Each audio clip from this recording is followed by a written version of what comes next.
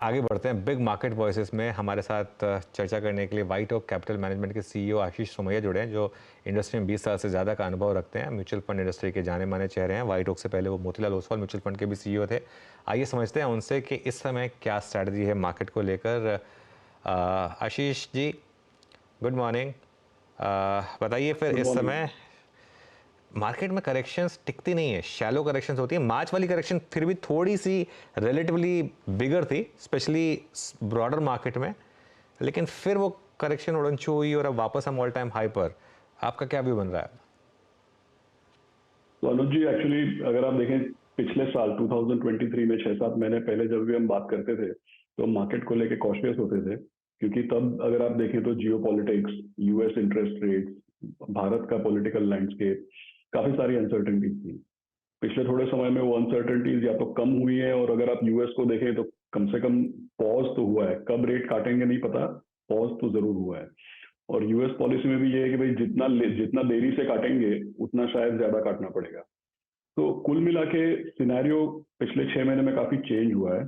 लेकिन यहाँ पे अगर आप देखें तो सिनेरियो चेंज होने के बावजूद मैं समझता हूँ कि लास्ट फ्यू डेज आप छोड़ दीजिए, लेकिन कुल मिलाकर के मार्केट में कोई इतना बड़ा, अगर आप निफ्टी को देखें या निफ्टी 500 को देखें, तो कोई मार्केट में बहुत बड़ा उछाल एक्चुअली देखने को नहीं मिला था हम लोगों को, डिस्पाइट द फैक्ट कि भाई जियो पॉलिटिक्स में चेंज आ गए, यूएस में पॉज आ गया, और यहाँ पे भी इलेक्शन, स्टेट इलेक्शन के बाद थोड़ा नजरिया क्लियर होने लगा उसको लेकर के।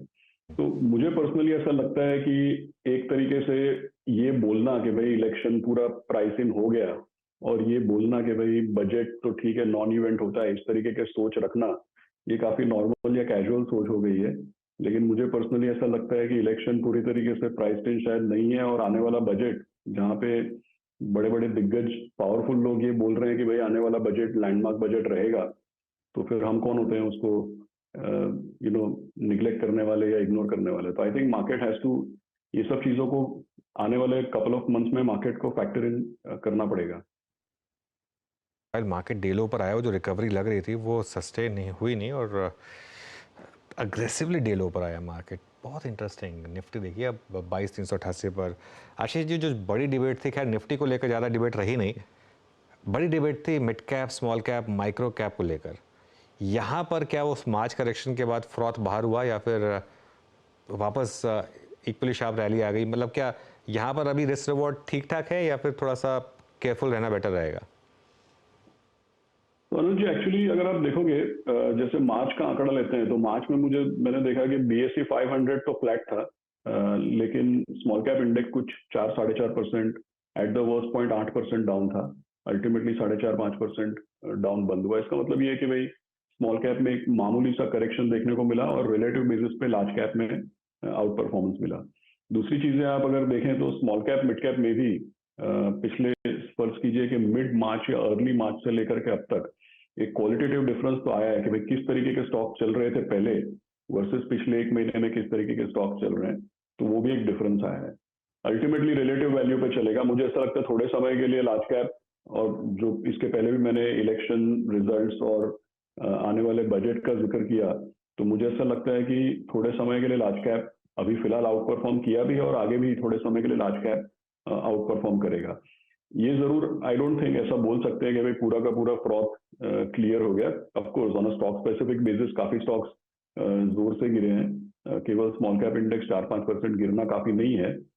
बट मुझे ऐसा लगता है कि आने वाले थोड़े समय के लिए लार्ज कैप आउट परफॉर्म करेगा, और क्लाइंट्स को भी अपने पोर्टफोलियोज में इस चीज को ध्यान में रखना चाहिए।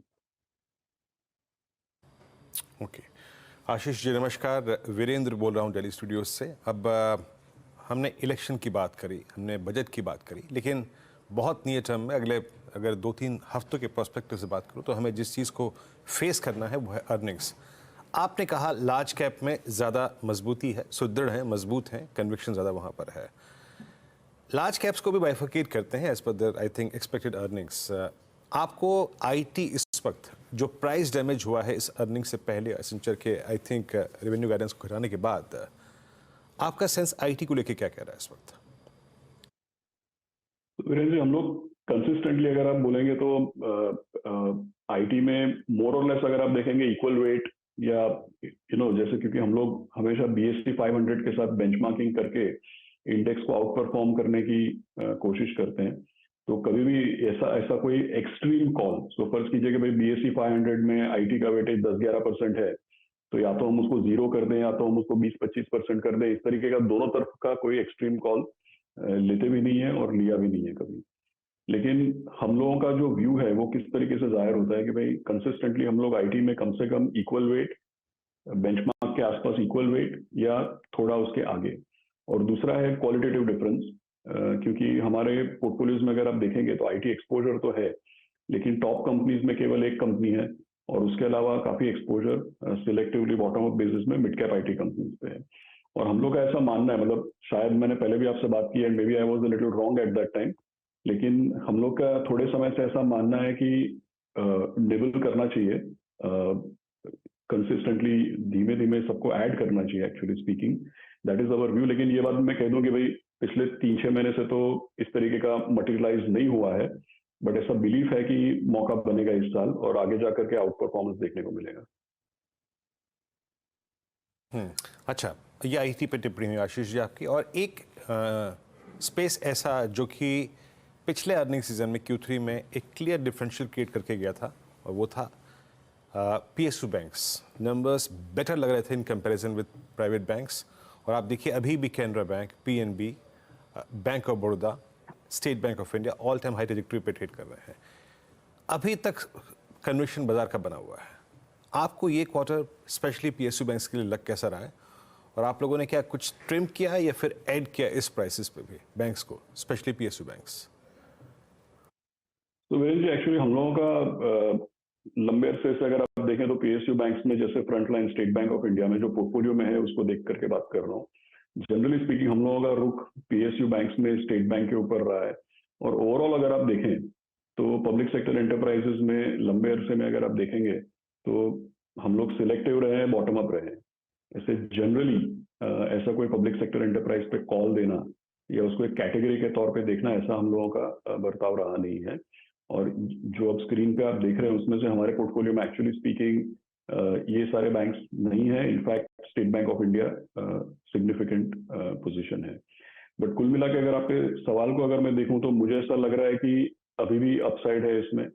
और अगर आप PSU बैंक्स की तरफ देखें तो काफी आगे जाकर के जो भी ultimately private sector capex pickup होने की आशा है, उम्मीद है, क्रेडिट साइकिल बरकरार रहने की और स्पीड पकड़ने की उम्मीद है, और अल्टीमेटली कहीं ना कहीं पे मार्केट में लिक्विडिटी इंप्रूवमेंट, कुछ चीजें यूएस पॉलिसी से भी जुड़ी हुई है, तो लिक्विडिटी इंप्रूवमेंट, थोड़ी इंटरेस्ट रेट्स में रिलैक्सेशन, ये सारी इवेंट्स जो हैं ये एक्सपेक्टेड हैं। सो आई वुड से कि पब्लिक सेक्टर बैंक्स में अभी भी पॉजिटिव रहना चाहिए, कंस्ट्रक्टिव रहना चाहिए, और there is still some way to go. अच्छा, आपने एक इंटरेस्टिंग चीज़ कही थी मेरे पहले सवाल के जवाब में कि ये मान लेना कि इलेक्शन पूरी तरह से प्राइस्ड इन है या बजट पूरी तरह से प्राइस्ड इन है, शायद ठीक नहीं होगा। तो क्या डिफेंस, रेलवे, ये पॉकेट्स में आपको लग रहा है अभी भी अपॉर्चुनिटीज़ हैं? तो अनुज जी, एक्चुअली क्या है कि अगर 1 मिनट के लिए पब्लिक सेक्टर एंटरप्राइजेस पे, क्योंकि पहले वाला प्रीवियस क्वेश्चन भी उससे रिलेटेड था, अभी भी जैसे हम लोग, तो ये जो भी चीजें हम बात कर रहे हैं उसमें मुझे ऐसा लग रहा है पिछले साल 2 साल में मेजर चेंज ये हुआ है कि पब्लिक सेक्टर एंटरप्राइजेस का जो पूरा ट्रैकिंग था वो पहले डिसइन्वेस्टमेंट के बाद प्राइवेटाइजेशन। लेकिन पिछले साल 2 साल में अगर आप देखें तो 2 चेंजेस हो गए हैं। एक तो ये है कि जो जो बड़े दिग्गज लोग हैं, फाइनेंस मिनिस्ट्री वगैरह, वो बहुत क्लियर है कि भाई इसके ऊपर कोई डिसइन्वेस्टमेंट का टारगेट नहीं है, ये सब स्ट्रेटेजिक एसेट है और अपॉर्चुनिस्टिकली अगर डिसइन्वेस्टमेंट होगा तो अपॉर्चुनिस्टिक होगा। दूसरी बात, पब्लिक सेक्टर एंटरप्राइजेस को डिसइन्वेस्टमेंट या रेवेन्यू जनरेशन टारगेट देखने के बजाय क्लियरली गवर्नमेंट का जो एटीट्यूड है बहुत ही कंस्ट्रक्टिव है, और उसमें ऐसा कहा जा रहा है कि भाई इसको as a instrument of policy और as a instrument of investment, आर्थिक व्यवस्था में इन्वेस्टमेंट को बढ़ावा देने के लिए और पॉलिसी एक्शन दिखाने के लिए पब्लिक सेक्टर एंटरप्राइजेस को इस्तेमाल किया जा रहा है। तो यहाँ पे क्लियरली एक स्ट्रेटेजिक चेंज है, इसको हम लोगों को कंस्ट्रक्टिवली देखना चाहिए। और आपका सीधे सवाल का जो जिक्र है, मुझे ऐसा लगता है कि बजट जो है तब तक इन सब सेक्टर्स, भले अल्टीमेटली कैश फ्लो और प्रॉफिटेबिलिटी विन करता है, लेकिन जब बाजार में तेजी होती है तो ऑर्डर बुक भी बहुत मैटर करता है।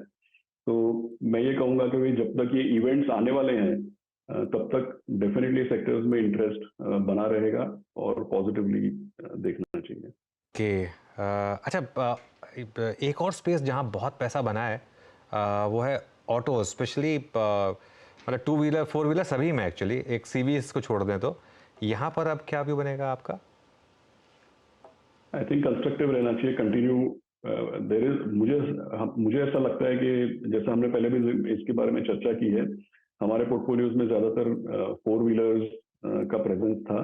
टू व्हीलर एक तरीके से मैं कहूँ तो शायद मिस हुआ है पिछले साल में, लेकिन मेरा मानना ऐसा है कि अभी भी इसमें ट्रैक्शन बना रहेगा।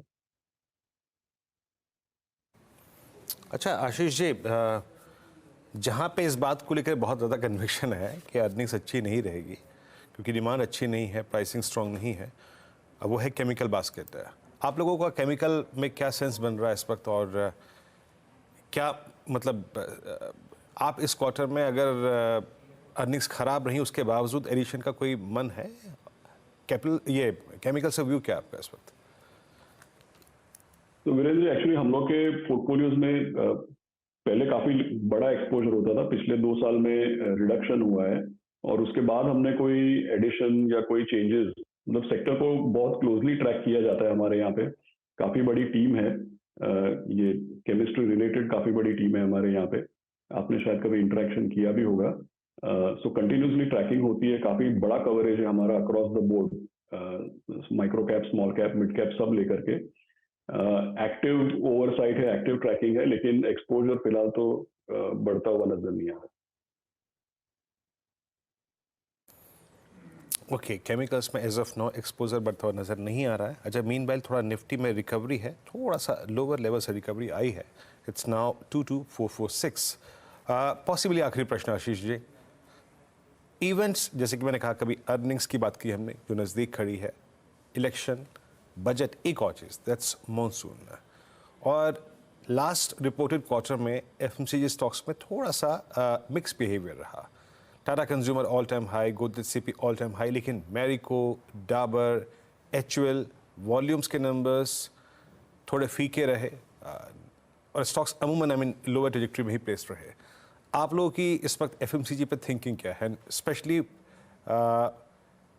प्री मानसून आप लोगों का सेंस इस वक्त एफएमसीजी में बन क्या रहा है? वीरेंद्र जी, जो एग्जैक्टली पोर्टफोलियो में उसमें से मैं बात कर रहा हूँ जहाँ पे ऑलरेडी इन्वेस्टमेंट है, तो हमारे पोर्टफोलियो में अगर आप स्टेपल्स देखेंगे तो नेस्ले के अलावा मोटा मोटी जो भी आपने नेम्स दिए, नेस्ले के अलावा कोई एक्सपोजर नहीं है। हम लोग सिग्निफिकेंटली ओवरवेट हैं सारे के सारे डिस्क्रेशनरी कंजम्पशन बास्केट में। तो इसमें अगर आप वाइट गुड्स ले लें, अगर आप एपेरल्स ले लें, जो भी जहाँ पे भी अर्बन या रिलेटिवली हायर वैल्यू या अर्बन या डिस्क्रेशनरी कंजम्पशन की बात होती है, वहाँ पे BSE 500 के मुकाबले बहुत बड़ा ओवरवेट है। सिग्निफिकेंट ओवरवेट मतलब कहने की बात यह है कि फर्ज कीजिए लिटरली डबल दी वेटेज है। लेकिन स्टेपल्स की अगर आप बात करें, FMCG की अगर आप बात करें, तो एक ही एक्सपोजर है करंटली पोर्टफोलियो में, उसके अलावा कोई एक्सपोजर नहीं है। ऑल राइट, चलिए बहुत बहुत शुक्रिया फिर आशीष जी हमारे साथ आज जुड़ने के लिए और इन सब स्पेसेस पर बात करने के लिए। Thank you. चलिए, तो बता दें कि मनी कंट्रोल पर दिए गए विचार एक्सपर्ट्स के अपने निजी विचार होते हैं। वेबसाइट या मैनेजमेंट इसके लिए उत्तरदायी नहीं है। यूजर्स को मनी कंट्रोल की सलाह है कि कोई भी निवेश निर्णय लेने से पहले सर्टिफाइड एक्सपर्ट की सलाह लें।